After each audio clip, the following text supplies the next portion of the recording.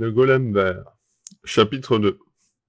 Depuis des mois, la Hollande était submergée d'étrangers, de toutes nationalités qui, dès la fin des hostilités, avaient quitté leurs anciennes patries, où les luttes intestines prenaient de plus en plus d'ampleur, pour venir se réfugier dans les villes hollandaises, soit définitivement, soit pour quelque temps, afin de pouvoir jeter regard autour d'eux et de décider tranquillement en quel lieu de cette terre ils pourraient planter leur tente. La facile prophétie selon laquelle la fin de la guerre déclencherait une immigration des couches les plus pauvres et les populations des régions les plus éprouvées s'était trouvée démentie de fond en comble. Le nombre des navires à destination du Brésil et d'autres contrées du globe réputés pour leur richesse était certes insuffisant pour tous les passagers d'entrepont.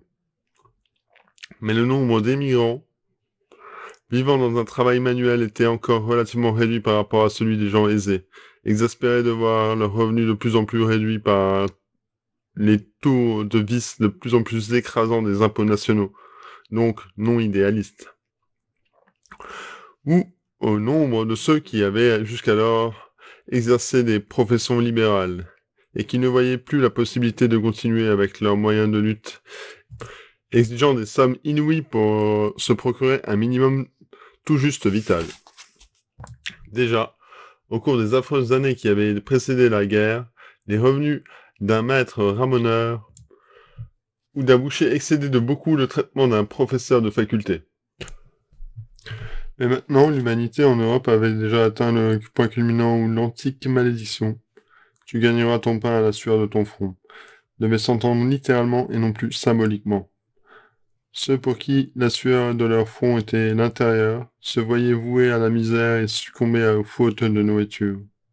Le muscle était souverain. Le cours des valeurs basées sur l'organe humain de la pensée baissait de jour en jour, et si le dieu Mammon était encore sur le trône, sa position n'était pas moins des plus incertaines. La quantité de sales chiffons de papier qui s'étaient élevés autour de lui choquait en son sens esthétique. Et la terre était déserte et vide, et il y avait des ténèbres à la surface de l'abîme. Seulement, l'esprit des commis voyageurs n'était pas celui qui jadis pouvait se mouvoir au-dessus des eaux.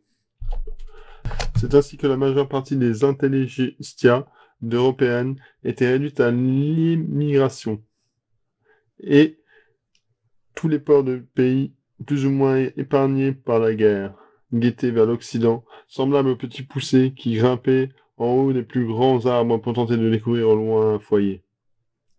À Amsterdam et Rotterdam, les vieux hôtels étaient pleins jusqu'aux dernières chambres, et chaque jour voyait surgir de nouveaux.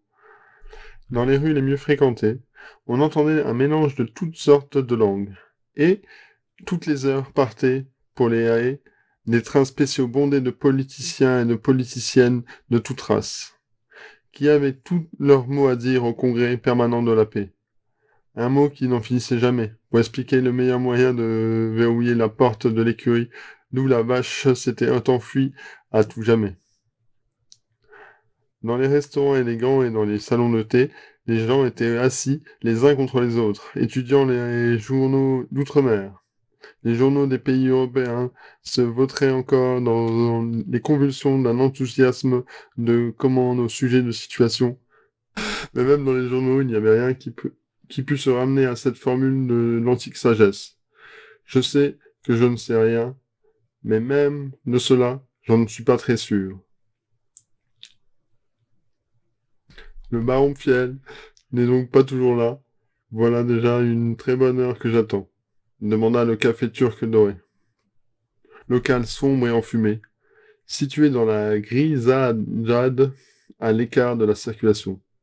Une dame d'un certain âge, aux traits pointus, aux lèvres pincées, aux yeux sans couleur et sans vie, le type de femme asexuée, aux cheveux toujours gras qui, aux 45 ans, se met à ressembler à son roquet-bileux, et à 50, glapit contre l'humanité. Furieuse, elle cria au garçon. Pas le temps. Si vous, si vous croyez que c'est un plaisir pour une dame d'attendre dans ce bistrot, avec tous ces types qui vous regardent comme une bête curieuse. Monsieur le baron Pfiel, comment est-il donc? Je ne le connais pas. Mirviews, répondit froidement le garçon. Naturellement imberbe. 40, 50, 48 ans, je ne sais pas. Demandez à son acte de baptême. Grand, mince, pointu, chapeau de paille, teint brun. Mais il y a longtemps qu'il est dehors, Mirview. Le jeune garçon, d'un geste désinvolte, vers la porte ouverte sur une petite terrasse aménagée entre le café de la rue fermé par des rideaux de lierre grimpant de lauriers roses. Crevette, crevette, gronda la voix de basse d'un marchand de crabes vers les fenêtres. Banane, banane, cria en même temps une femme. Mais il est blond, celui-là, avec une moustache courte, chapeau, haute forme. La dame était de plus en plus furieuse. Je veux dire, le monsieur qui est à côté de lui, Mirjou, vous ne pouvez pas le voir d'ici. La dame fondit comme un vautour sur les deux messieurs et accabla d'une greffe de reproches le baron Piel, qui se leva d'un air contrit et lui représenta son ami Fortuna Aubervisier. Elle avait téléphoné chez lui au moins 12 fois, en vain. Finalement, elle s'était rendue à son adresse, sans réussir à le rencontrer. Et, tout simplement parce qu'il est là, parce qu'une fois de plus, il n'était pas chez lui. À une époque où tout le monde a les mains pleines, pour consolider la paix, vous donnez au président Pfaff des conseils nécessaires pour persuader ceux qui désertent de leur parti retourner à leur travail. Mettre fin à la prostitution internationale, abolir la traître des blanches, fortifier le sens moral des faibles, et collectionner les capsules de papier déteints au profit des invalides de toutes les nations. Termina-t-elle indignée, ouvrant brusquement son réticule, puis resserrant tout de suite son cordon de soie. J'aurais pu penser que c'était le moment de rester chez soi au lieu de boire des liqueurs. Elle décrocha un regard venimeux aux deux petits verres posés sur les tables de marbre qui contenaient un mélange de liqueur d'une teinte hérissée. Il vous faut dire que Madame Germaine Rusticana, femme du consul, s'occupe de l'œuvre de bienfaisance, expliqua le baron Fiel à son ami, usant d'un mot à double sens, sous couvert de feinte, maladresse dans une expression de la langue allemande.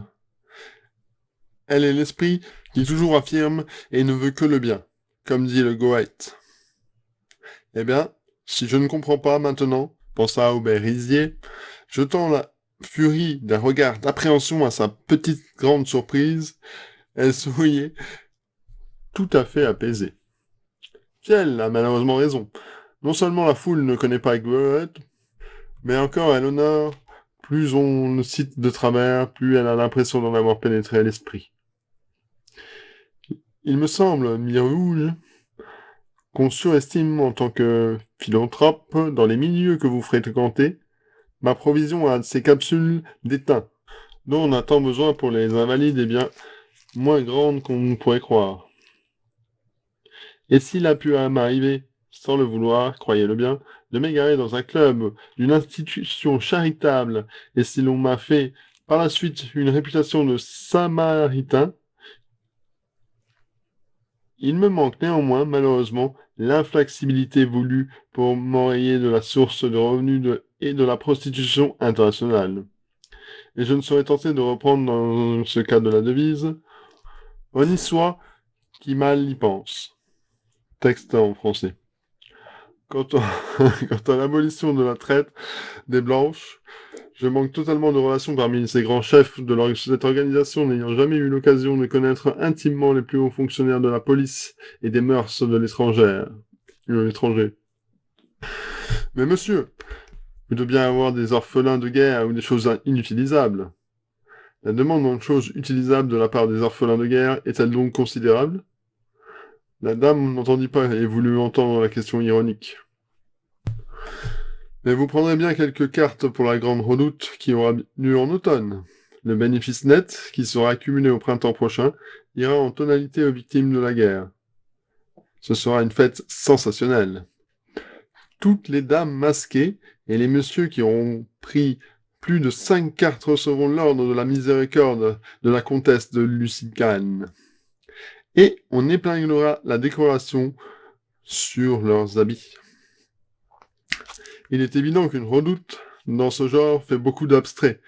Recours au baron Piel, rêveur, d'autant que dans ces bals de bienfaisance où les personnes sont masquées, l'amour du prochain, au sens vraiment très large du mot, va souvent si loin que la main gauche ne sait pas ce que fait la main droite, et on peut concevoir que ce soit pour les riches une jouissance permanente que d'obliger les pauvres à attendre le règlement définitif des comptes.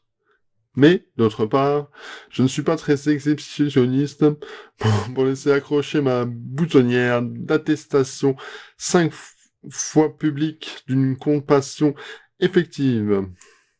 Naturellement, si vous insistez, madame. Puis-je donc vous réserver 5 cartes? Si je n'ose vous en prier, 4 seulement, miaouv. Monsieur le baron, souffla une voix, et une main sale et minuscule tira timidement le baron par la manche. Il se retourna et aperçut une petite fille pauvrement vêtue, aux joues creuses et aux lèvres blanches, qui s'était glissée entre la caisse et les lauriers roses pour arriver jusqu'à lui, en lui tenant une lettre. Aussitôt, il fouilla dans sa poche pour y chercher un peu de monnaie. Le grand-père, là-bas, vous fait dire... « Et qui es-tu, ma petite ?» demanda Piel à mi-voix. Le grand-père, le cordonnier Kinkerborg, vous fait dire que je suis son petit enfant, dit la petite fille, confondément à sa réponse avec sa commission dont elle était chargée, que le monsieur baron s'est trompé. Au lieu de 10 florins pour la dernière paire de chaussures, il y en avait 1000. Fiel devint tout rouge et frappa violemment la table de son étudie à cigarette, en arrangeant pour éviter qu'on pût entreprendre les paroles de la petite fille, et dit brusquement tout haut. Voilà 20 centimes pour ta course, ajouta d'un ton doux que tout était très bien. Elle n'avait qu'à rentrer chez elle et de ne pas perdre la lettre. Tout aussitôt, comme pour rencontrer que l'enfant n'était pas venu seul, son grand-père l'ayant accompagné jusqu'à un café pour s'assurer qu'elle ne perdait pas en route l'enveloppe contenant le billet, le visage blême du vieillard apparut une seconde entre la branchelière écartée. Il avait dû entendre les dernières phrases, et incapable de prononcer un mot, tant qu'il était saisi, la mâchoire inférieure tremblante et la langue paralysée. Il laissa échapper un balbutiement semblable à un râle.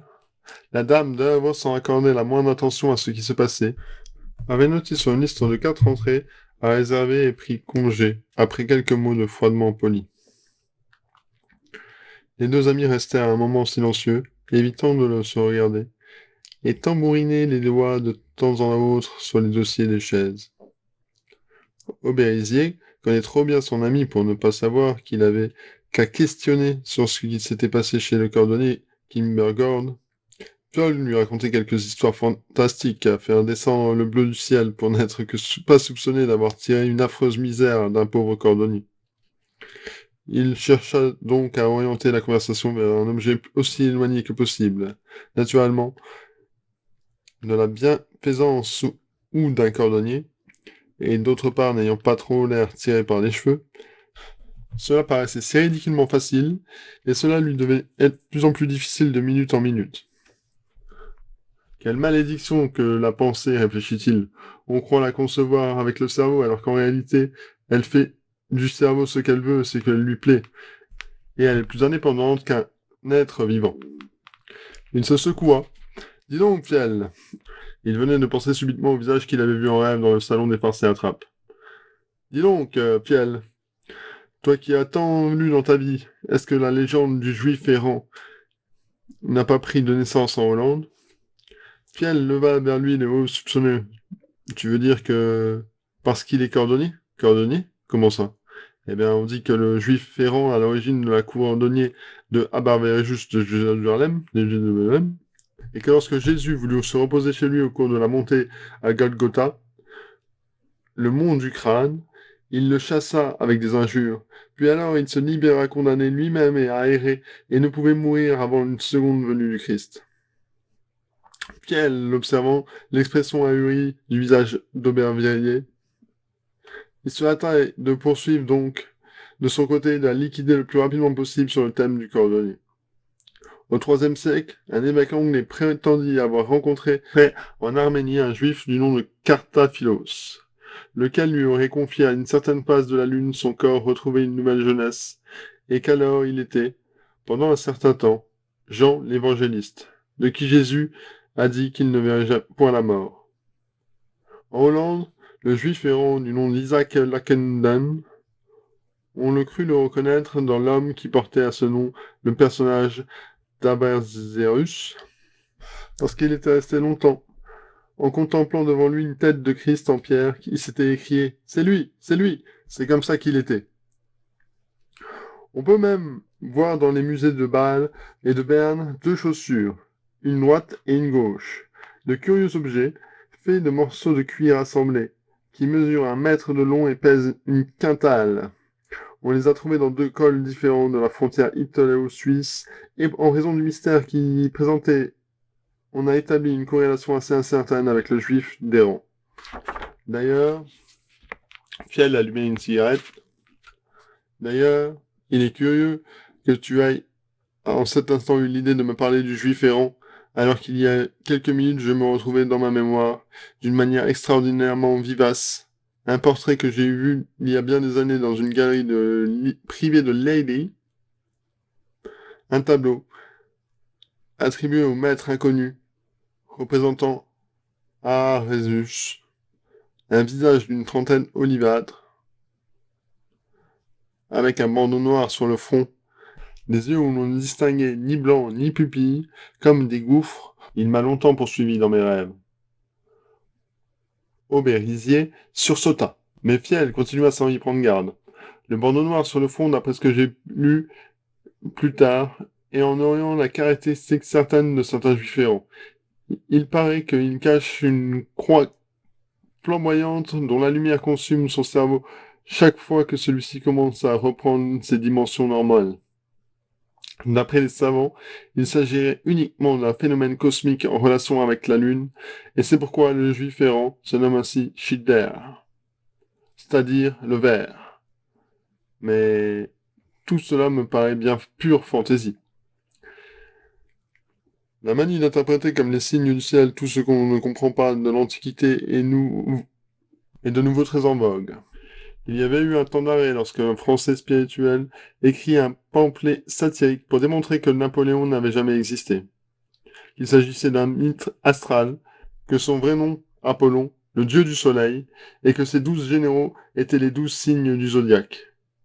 J'ai la conviction que ces mystères de l'Antiquité recèlent une science beaucoup plus dangereuse que celle que des éclipses du soleil et des phares de la lune. Des choses qu'il fallait vraiment tenir cachées. Des choses qu'il n'était plus besoin de cacher aujourd'hui, parce que la masse d'imbéciles, Dieu merci, n'y croyait pas. Dieu merci, n'y croyait pas, et en riait de toute manière. Des choses qui sont régies par les mêmes lois harmoniques que le monde sidéral, et par conséquent lui sont semblables. Eh bien, quoi qu'il en soit, pour le moment, ce sont les savants qui frappent sur le sac, sans que l'âme se porte plus mal pour cela. Aubervilliers était profondément plongé dans ses pensées.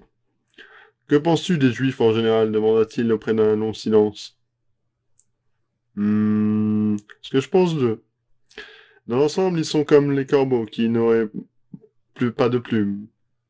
Incroyablement rusés, noirs, bec crochu, et incapables de voler. Mais parfois, il naît un aigle parmi eux.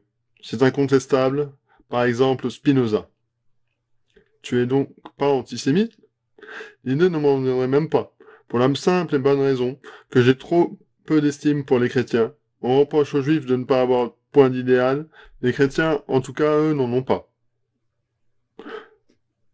Les juifs font tout à l'excès, l'observance des commandes et des violations des commandements, piété et impiété, le travail et la paresse.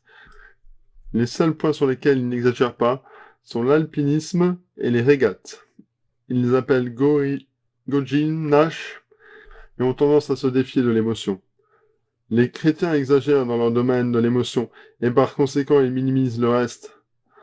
En matière de foi, Je trouve les juifs trop Talmud et les chrétiens trop Talmi. Talmi est un jeu de mots entre étudiant du Talmud et alliage servant à fabriquer le séminodior.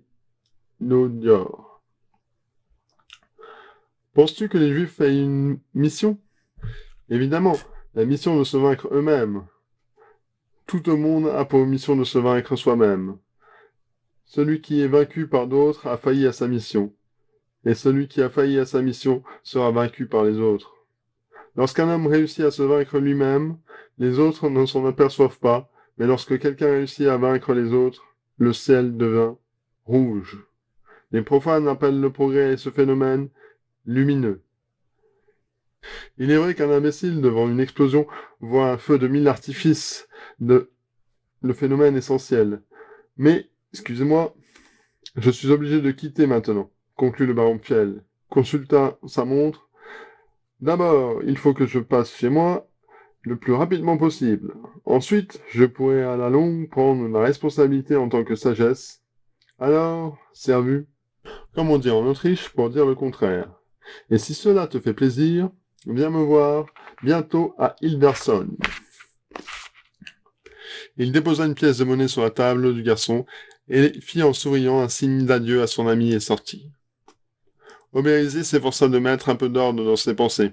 « Est-ce que par hasard je serais en train de rêver ?» demanda-t-il, tout étonné. « Qu'est-ce qui s'est passé ?»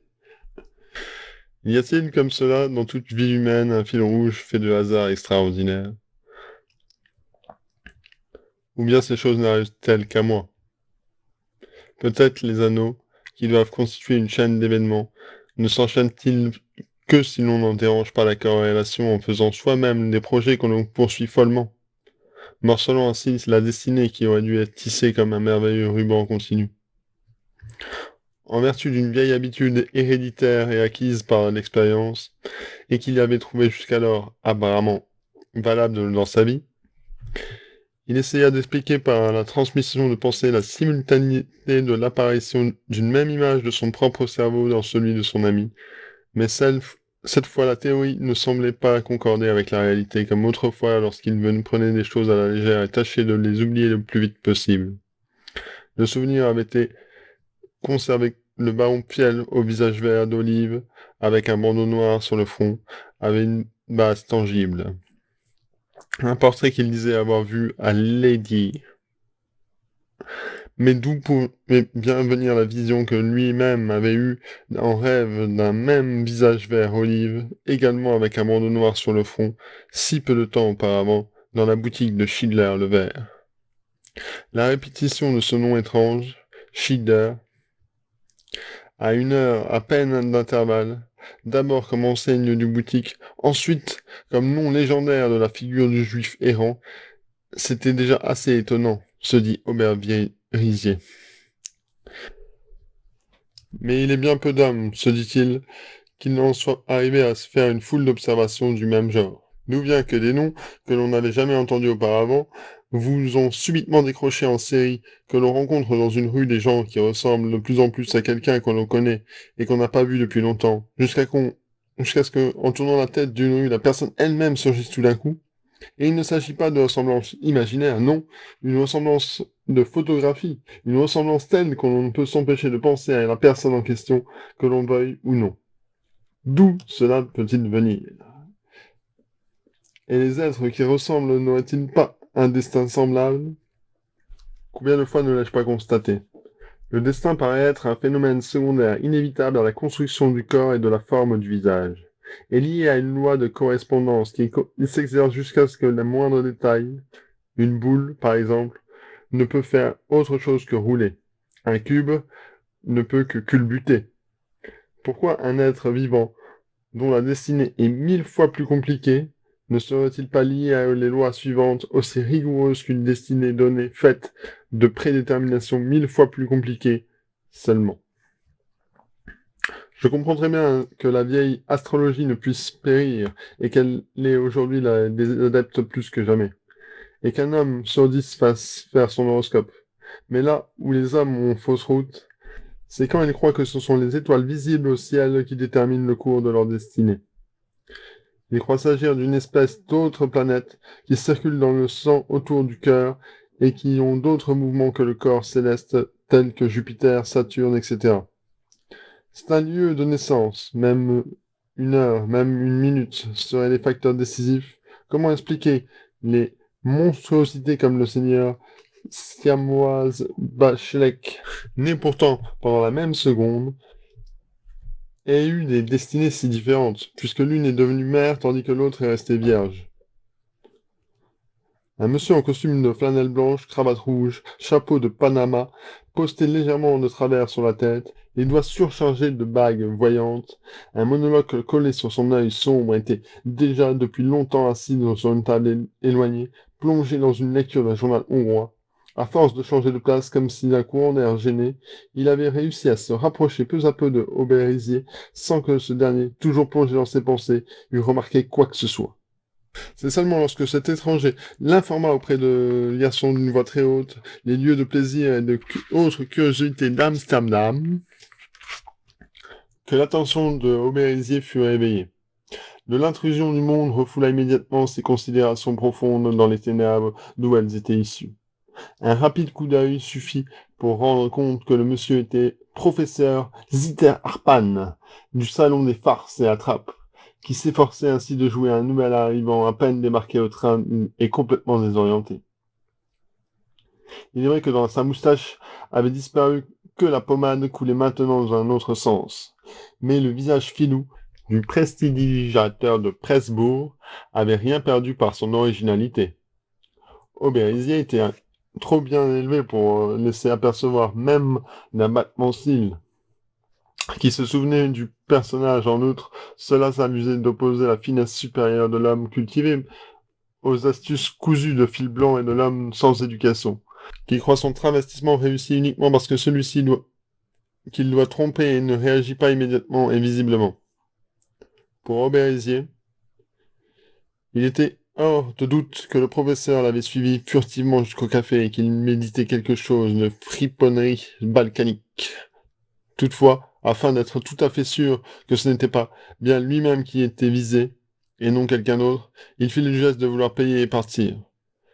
Aussitôt une vive consternation se peignit sur les traits de M. Zitter. Auberisier sourit en lui-même, satisfait, la société crise derrière le verre.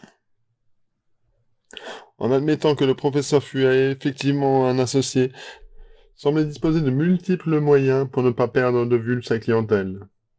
Des dames parfumées aux cheveux courts, des bouchons volants, de vieux juifs fantômes, des têtes de mort qui prédisaient l'avenir, et des espions maladroits en costume blanc. Compliment. Garçon, il doit bien avoir quelque part dans le quartier une banque où l'on pourrait échanger des billets de 1000 livres anglaises contre de l'argent hollandais, n'est-ce pas? Demanda le professeur d'un air dégagé mais toujours très haut, et prit un air très fâché en recevant une réponse négative.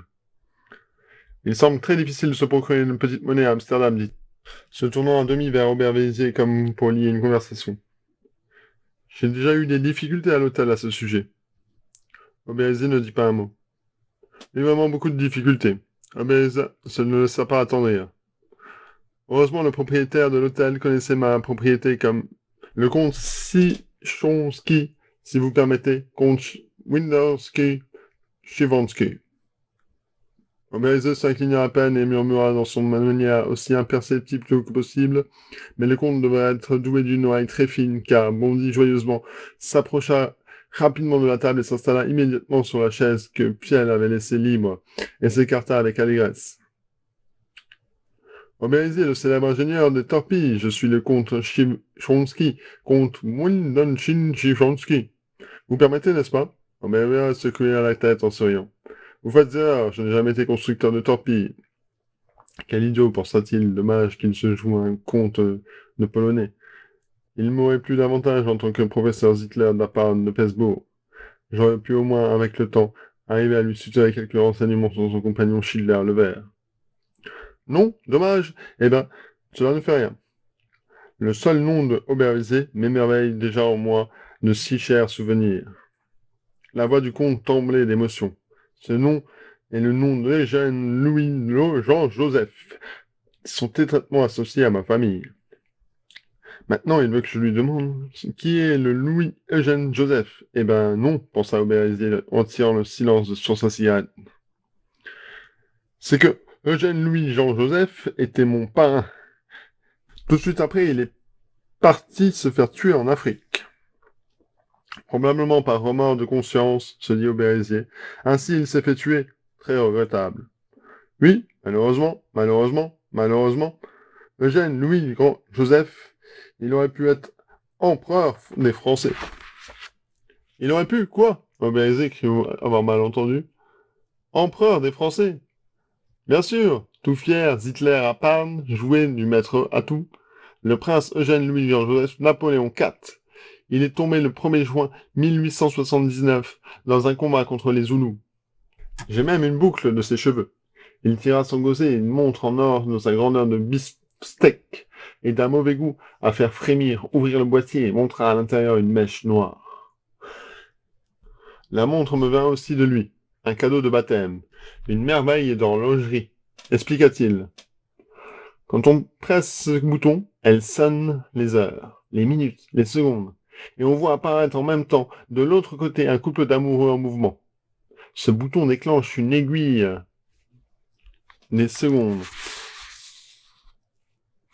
Et cette autre l'arrête. En accentuant la pression, on voit apparaître le quartier de la Lune, et accentuant encore davantage, on voit sortir la date. Ce levier, à gauche, fait jaillir une goutte de parfum de musc, et à droite, on entend la Marseillaise. C'est vraiment un cadeau royal. Il n'en existe que 2 semblables dans le monde entier. Une, une consolation, en tout cas, considère courtoisement Aubervilliers. Ambigu, ce mélange d'effronterie insurmontable et de totale méconnaissance des usages du monde le réjouissait le plus haut point. Le comte Chichonski, encouragé par l'expression aimable de l'ingénieur, se confiait de plus en plus, et il parla de ses immenses propriétés en Pologne russe, malheureusement ravagées par la guerre. Heureusement, il n'en souffrait pas trop, car de grâce, ses relations intimes avec le milieu boursier d'Amérique, il gagnait quelques milliers de livres par mois dans des spéculations à Londres.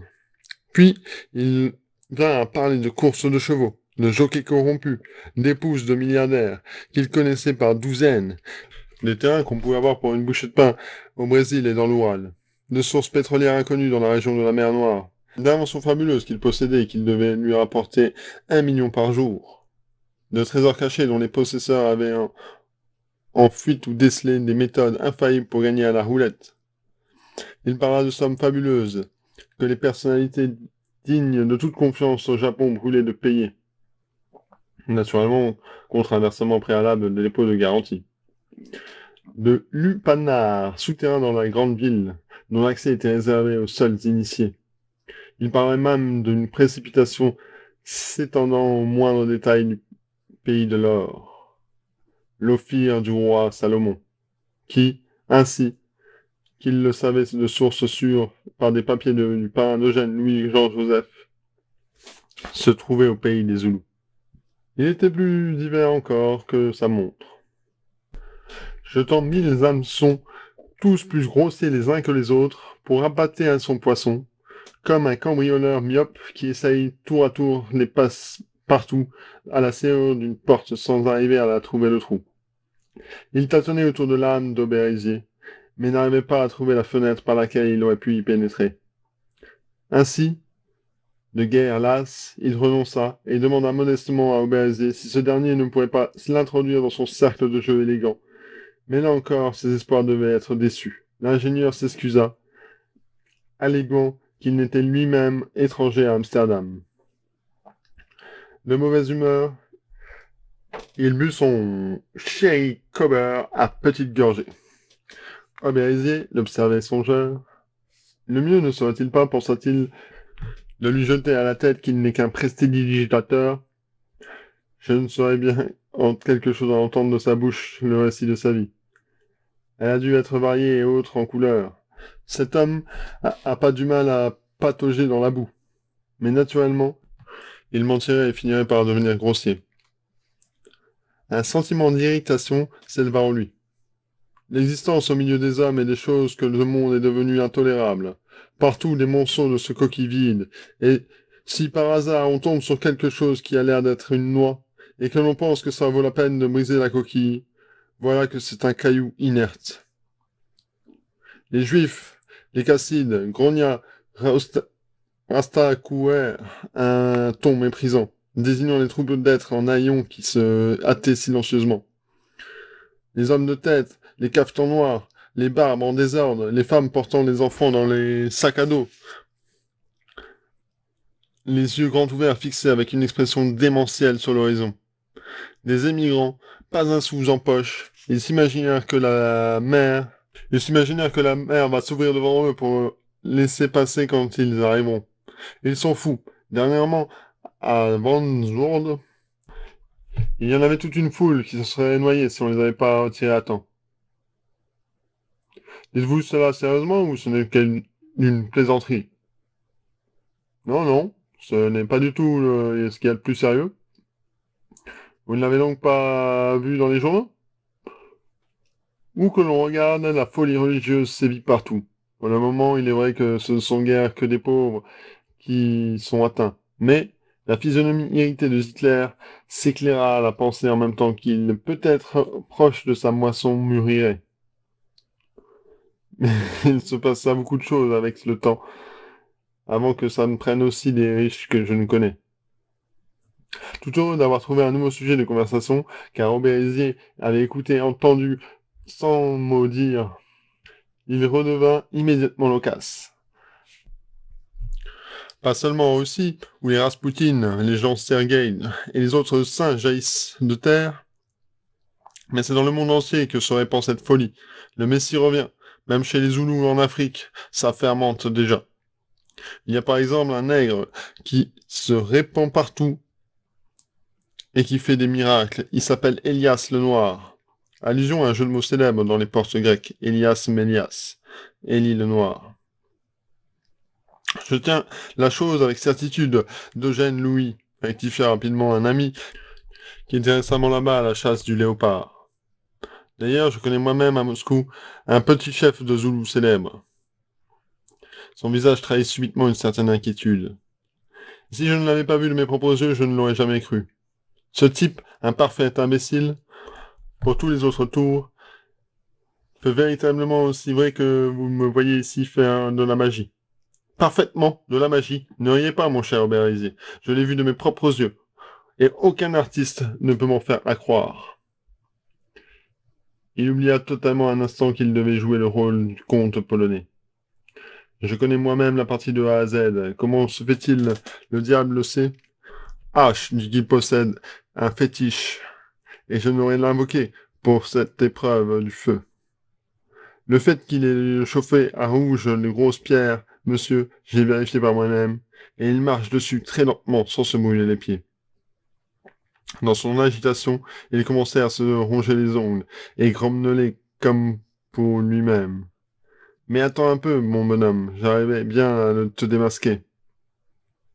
Effrayé à l'idée peut-être qu'il s'était trop laissé aller, il reprit rapidement son masque de comte polonais et vida son verre. À votre santé, mon cher Aubézier, à votre santé. Peut-être vous verrez par vous-même le Zoulou. On m'a dit qu'il était déjà en Hollande et qu'il se produisait déjà en cirque. Mais pourrions peut-être aller déjeuner dans une pièce d'à côté. Aubézier se leva rapidement. Ziter Appan, en tant que comte, ne l'intéressait nullement. Je regrette vivement, mais je ne suis pas libre aujourd'hui. Peut-être une autre fois. Adieu, très heureux. Stupéfait de ce départ subit, le Rastoukir le suivit, les yeux bouche bée.